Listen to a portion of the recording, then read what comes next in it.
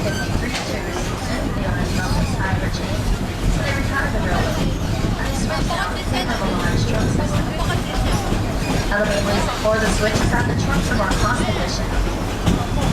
The mill itself continued to operate all the way up until 1999, when for economic reasons the mill closed its doors forever.